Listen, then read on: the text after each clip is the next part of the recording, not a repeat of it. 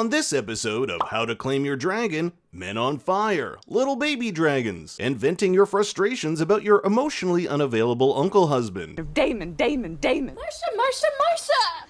This video will cover a slew of new topics like who this mystery dragon is, why Seasmoke chases after Adam of Hull, and some new information that throws a wrench in some of the leading theories on who or what is Alys Rivers. Note there will be no book spoilers beyond 206, so grab some fish soup and like and subscribe, because here we go. Good news for any of you Tapestry fans out there, it's been updated with depictions of the Battle of Rook's Rest. On the right here we can make out Sunfire's dragon tail with several depictions of dead bodies, but the addition I really want to talk about is this one here. It's Aemond standing victorious with Sunfire on the left, Meleys on the right, and Vhagar above. The Lannister army has arrived at Goldentooth, the traditional seat of House Lefford. It's a vital strategic point as it provides the Lannisters' entry into the Riverlands. Jason Lannister, the twin brother of Master of Coin, Tywin Lannister, has arrived with 1,000 knights and 7,000 archers and men-at-arms. You might remember Jason as the man who unsuccessfully tried to woo young Queen Rhaenyra in Season 1. With 8,000 men plus 500 of House Lefford's, this is still a paltry amount in comparison to the 40,000 swords in the Riverlands, which for the most part have largely gone undeclared, but with the death of Lord Grover Tully, this is now surely to change. You may have also noticed the addition of lions, which I'm sorry to say never actually appear in any of the battles in the book, but it would be pretty sick if we see them come into play later on, as they are on House Lannister's sigil with their motto being "Hear Me Roar." And do any of you remember that terrible joke Jason said to Rhaenyra in Season 1 on why men wage war and women don't? Because a woman would never be ready for the battle in time.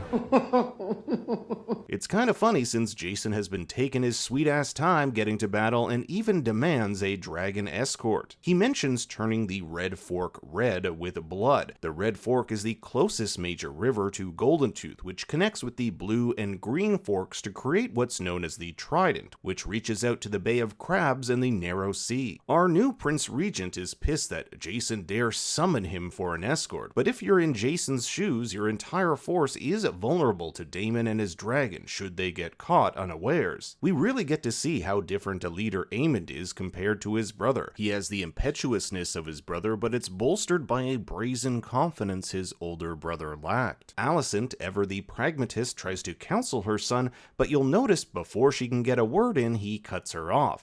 I think he knows before this meeting even starts that he intends to remove her from the council indefinitely. One of Aemond's more daring plans is to establish a treaty with the Triarchy, the same people Daemon, Corlys, and his father fought against in Season 1 in the Stepstones. Their ships could prove useful in alleviating Corlys's blockade, preventing food and goods from reaching the city. They may be amenable to such a treaty in order to get revenge on Corlys and Daemon, who defeated them in the Stepstones. The Triarchy is an alliance of 3 free cities of Myr, Lys, and Tyrosh. They are not ruled by a king, rather a high council that consists of 33 magisters, 11 from each city. Such an alliance would be beneficial considering it will take the Lannister and Hightower fleet months to prepare and make the trek to King's Landing. This is time they do not have. The city is already experiencing famine, but Aemond won't hear the counsel of his mother, who says the Triarchy is not to be trusted. They will stab you in the back as soon as it's beneficial for them. This is something Aemond's father knew, and if there's one thing we know, Aemond is definitely not his father. The other option is to enlist the help of Dalton Greyjoy, the Lord of the Iron Islands. In episode 1 of this season, it was even suggested that he be offered the role of Master of Ships in an effort to get his expansive navy on their side,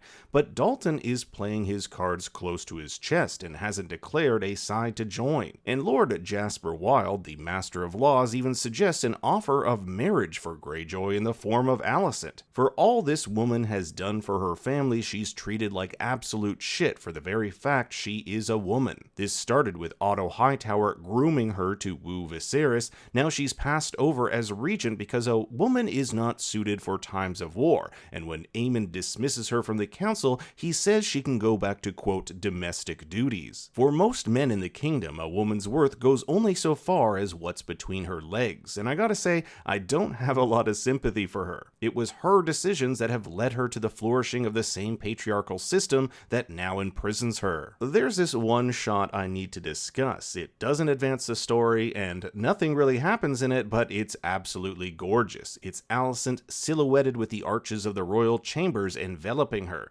This is her prison, a prison of her own making, complete with 2 male guards looming to her side. This prison symbolism can also be seen with Helaena and her insects. These bugs are trapped much like the queen and her daughter, and Helaena even says when Alicent enters, "This one stopped singing.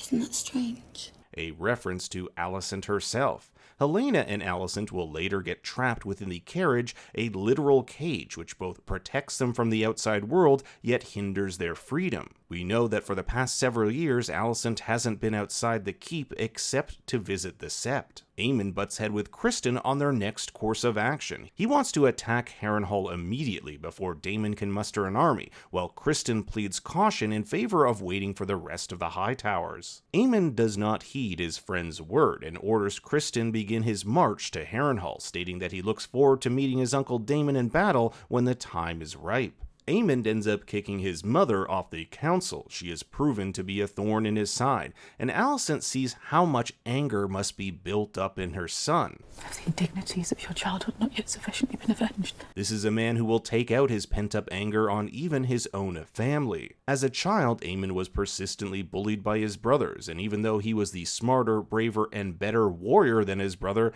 Aegon was always the object of his mother's political machinations. I think there's a bit of, "I've been shunned my whole life, have a taste of your own medicine." Corlys is the first to arrive on this, his first day on the job as Hand of the Queen. In the book, Corlys is far more enraged at Rhaenyra, believing her to be responsible for his wife's death, but this is played down in the show. Rhaenyra arrives with the latest results from Sir Stefan's 23andMe account. Last episode, Jace and Rhaenyra discussed the potential of those with thin Targaryen blood to claim dragons, and she's looked at the royal lines to see that her very own commander of the Queensguard, Sir Steffan Darkland's great-great-grandmother, was Princess Arianna Targaryen. This is a name that's never mentioned in the book. According to her research, Sir Steffan is the best candidate to claim one of Dragonstone's 3 riderless dragons. These consist of Vermithor, Seasmoke, and the yet-to-be-seen Silverwing.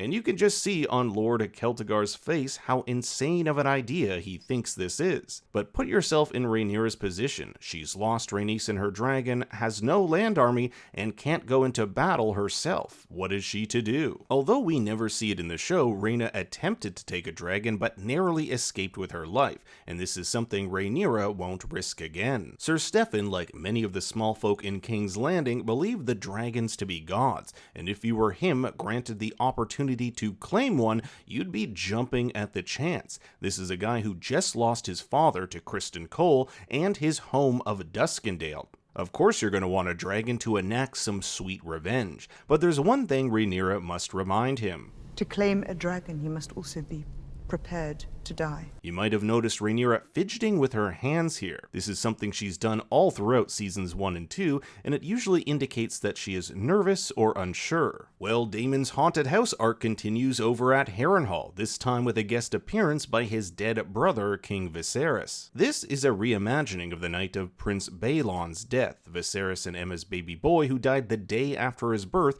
giving him the title the Heir for a Day. While Viserys was mourning his child, Daemon was out drinking and gallivanting with whores, which Viserys interpreted as celebrating being next in line. This fight is what caused Daemon to leave for Dragonstone and Rhaenyra to be named as heir, even though she was a woman. You'll note that Daemon does not defend himself from these allegations, and like every other time he's confronted with painful emotions, he runs away. But this time he's trapped in this dream before awkwardly stumbling into Sir Simon Strong. His fear turns to anger as we get a glimpse of just how paranoid he is accused accusing Simon of being a Hightown agent in league with Loras or even Rhaenyra. I thought it was pretty funny when Simon literally tries to shush Daemon as if he's a child. All of this is too much for Daemon as he packs his bag to get the hell out. There's something wrong with me. Yeah, no shit. Alys conveniently happens to be waiting here almost as if she knows Daemon is leaving. You aren't going to bid me farewell? Daemon is sick and tired of all this spooky stuff, which Alys says is the curse of Harren the Black, who not only tore down a field of sacred weirwood trees to build Harrenhal,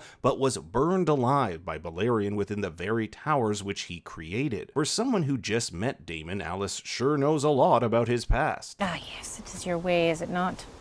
When something does not please you, you run. She knows how he fled to Pentos, Dragonstone, the Stepstones, and now Harrenhal. One of the creepiest things she says is her remark on how there are things older than this world, and that we are merely chess pieces on its board. Definitely not beating those witch allegations. She even knows details about Viserys never wanting the crown. How does a bastard from Harrenhal know such intimate details about Daemon, his family, and the past? I love this shot here where it looks like Alys and Daemon are perched on this branch. In episode 3, Alys referred to herself as a barn owl, and now she's on a branch like one. Not to mention, she even commands one. Alys has such a hold over Daemon that he seeks her counsel on how to deal with the Riverlords. The big roadblock is Lord Grover Tully, who is Lord Paramount. His men are so loyal to him they won't even make a move without his say-so, but with him incapacitated, they're basically sitting on the sidelines. So what is Daemon to do? The answer, according to Alys, nothing. In 3 days' time, the winds will shift, so just sit back and enjoy the horrific dreams I'm about to give you. What Alys is most likely referring to here is the death of Lord Grover Tully. Simon tells him that Alys has gone to him to ply her medicines, and conveniently after, he passes away. This info is huge. First, if what Simon is saying is true, it implies that Alys is a real person and that she was responsible for Lord Tully's death. But something doesn't really add up here. Are we to believe that in 3 days' time, Alys made her way all the way to and from Harrenhal, applied her medicine, and came all the way back? It has apparently taken weeks for Jason Lannister's army to make its way from Casterly Rock just to the Golden Tooth, which is about a comparable distance. Alys would have had to make this distance in a day and a half, which might be possible if she is indeed a barn owl. There's also the possibility that what Simon is saying here isn't necessarily true. He, like Daemon, could be under Alys's spell. While I do believe Lord Tully is dead, it's possible she had Simon make up the whole part of her traveling to administer medicine to him. But this still leaves the question, how did she know he was going to die? The book alleges that Alys could see visions of the future. Why not use this to her advantage and swing Daemon's trust? She is literally gone from having a sword pointed at her to giving Daemon counsel. The second of 2 dreams this episode also features King Viserys, although this time it's all about Daemon consoling his brother after the death of Queen Aemma. This never actually happened. If we go back to season 1, Viserys chastises his brother for never being with him to grieve the loss of his wife and child, yet here we are seeing just that. Daemon defenders will note that he runs away from emotionally painful situations and dulls the pain with women and drink, hence why he was at a whorehouse the night after his nephew and queen died. It's no wonder he breaks down after he's thrust back into reality, having finally confronted the emotional hardship he desperately had been avoiding all these years. The Dragon Keepers chant in High Valyrian, calling for Seasmoke. Sir Steffan Darklyn has come to claim him as his dragon. You may remember the word Daharis, the same word young Aemond used while claiming Vhagar. It means to obey. For a moment, it looks like it's going to work, with Seasmoke even offering up his saddle, but this is short-lived as Seasmoke burns him and a dragon keeper to death. Dragons are fickle creatures, and there really is no rhyme or reason for this turn. Some may say Steffan was too fearful, but Adam of Hull literally ran away in fear, yet is able to claim the very same dragon. Steffan's death is a tragic blow to Rhaenyra in more ways than one. Not only has she lost one of her most trusted and loyal knights, but this further proves to members of her council, like Lord Celtigar, that her ideas and reasoning are not sound. This is part of why Rhaenyra slaps him in front of several of the servants. She needs to re-establish this sense of fear or risk losing the respect of her followers. It is my fault, I think, that you have forgotten to fear me. For most of his life, Alan of Hull Harrenhal has been cast to the shadows by his biological father, Corlys Velaryon. In episode 4, we saw how Rhaenys, even though he is not her son, wished things had been different, and it looks like Corlys is making steps to do so. He plans to go to Sharp Point and pick up Lord Bar Aemon's nephew before their next sortie, and he wants Alan to be his first mate. Alan will only do so if this is an order. He rejects everything about Corlys, going so far as to shave off his white Targaryen hair. The sea snake would sooner have high tide claimed by the sea than call us his sons. Alan's brother Adam, on the other hand, wants to embrace Corlys, even if only for the riches, servants, and the possibility of getting near that driftwood throne. One of the things about this scene that I love are these two identical blades being used for two different purposes. One is to reject Corlys by cutting one's hair, and the other is used to embrace Corlys by fixing rope used for his ships. Both men from the same father, but with two very different outlooks. Meanwhile, things are heating up in King's Landing as the small folk deal with famine. Last episode, Rhaenyra sent her lading-in-waiting, Alinda Massey, to meet with the serving girl Diana, who works at the tavern/brothel run by Sylvie. This is all part of the plan to sow discontent among the citizens. We'll see Sylvie loudly proclaim how Aemond the Regent parties and feasts every night as the small folk starve. Ulf, who has already stated his loyalty to Rhaenyra, is the perfect candidate for such fodder. No doubt these stories will work their way through the starving citizens, which Mysaria likens to kindling being lit. Speaking of Mysaria, she comes to inform the queen that their plan is working. This quick shot of Hugh's wife Cat watching as sheep are brought to the dragons to eat while the people starve is indicative of the feeling among the small folk. Our regent cares more about himself and his dragons than his people. When Aemond is informed of how restless they are, do you know what he says? So?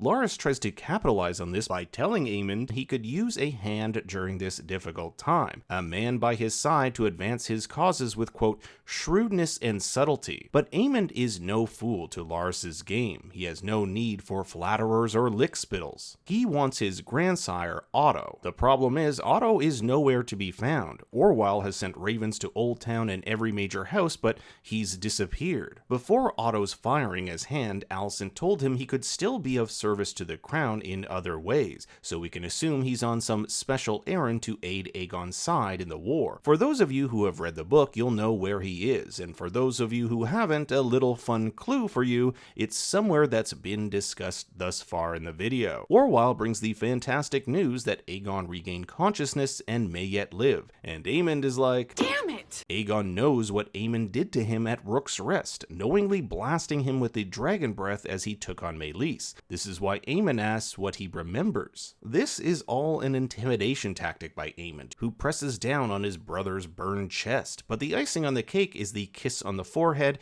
and leaving his council sphere. This is Aemond's way of telling his brother, I'm regent now, I'm the one with the power, don't mess with me. Back in the Vale, Rhaena walks with young Joffrey and has resigned herself to living a simple life. Not all of us, I suppose, are called to great deeds. But shockingly enough, they stumble upon the burnt corpses of several sheep. As Lady Jane Eyre will tell us, a wild dragon has stalked the land ever since the war began. The only clues we get are that it is large, formidable, and wild. There are currently 3 wild dragons in Westeros, the Cannibal, Sheepstealer, and Grey Ghost, but if we go by the book, all 3 of these dragons reside on Dragonmont, which is quite the jaunt from the Vale. However, Lady Jane's maesters surmise this dragon has ventured further for food. The show looks to be setting up Rhaena as a dragon rider. She's always wanted to be one and prove herself in a family that are all riders. Heck, she can't even stop herself from playing with a dragon figurine. Also, I love the adorable baby dragon here. Since he's alongside Aegon the Younger here, I'm inclined to think this is Stormcloud. However, we haven't really gotten a good look of Joffrey's dragon Taraxis, who I assume would be larger. Lady Jane has brought news that Prince Regio Horatus of Pentos will shelter Rhaena and Rhaenyra's 3 children. You may remember Prince Regio from Season 1, who is more than happy to house Daemon and his then-wife Laena. A merchant ship has been fetched that will take them there soon. Rhaenyra tells Jace that she is tired of of being the protector. We'll see her pick up this sword. Swordcraft was something she was never taught growing up. Thus she has sent Lord Mooten to march on Rook's Rest and another raven to the Vale, no doubt wondering where Lady Jane's men are. But Jace knows that even with all the men of the Vale and Maidenpool, it still won't be enough to take on the Greens. They need Daemon and his dragon. Mysaria interrupts, stating that the quote, gift is sent. Jace doesn't know what this gift is, and he probably doesn't like that his mother has kept this secret from him. The gift, of course, are ships filled with supplies to remind the people of King's Landing that their true queen still thinks of them. It's kind of funny because it's their blockade which is causing this famine in the first place. These boats are adorned with Rhaenyra's red dragon on a black banner, and this tactic is actually quite brilliant, as we'll see rioting break out in the streets and anti-green sentiment take hold. Although there is a large riot in the book, there's no mention of these boat supplies, and it appears this smaller riot, which Mysaria claims made its way all the way to the Red Keep before being dispersed, is but a prelude of things to come. Alicent receives the unpleasant news that Aegon's recovery will be long and painful. Maester Orwyle is unsure what kind of life he will have from here on out. We learn that House Beesbury has raised arms against its Hightower host. Lord Beesbury was King Viserys' master of coin, who was struck down by Criston Cole after the death of the king. Alicent tells her son that she is sorry for the pain he's in, pain that never would have befallen him if it weren't for her actions in getting him on the throne. Ironically, it was Viserys who said I'm sorry to Alicent the night he died on that very same bed. Alicent bids farewell to her brother Gwaine, who clocks how Criston and Alicent look at one another. He's not too receptive of her at first, making a very calculated move to call her the Dowager Queen, which I took to be a dig at his sister who was once married to the king and now sullies that reputation by sleeping with Criston. Gwaine also does not know where his father is, nor does he really care. Otto never gave him much mind growing up and chose Alicent as his favorite, so there's a lot of resentment bubbling to the surface. As the eldest son, it is Hightower tradition to be raised in Oldtown, while Alicent was sent to court in King's Landing to be with her father. And with their mother dying at such a young age, Gwaine basically grew up without a mother and father. Particularly heartbreaking is Alicent asking about her fourth and youngest child, Daemon. They send messages every once in a while, but he's a 16-year-old now and has other things on his mind. At the age of 12, Daemon was sent to Oldtown to be cupbearer for Lord Ormond Hightower, so we can guess that Alicent hasn't seen her son in 4 years. This is partly why she wants to know what kind of man he has become. Has he turned out to be impudent like Aegon or hate-filled like Aemond? She is happy to hear he has a quality lacking in his brother's kindness. Kindness is a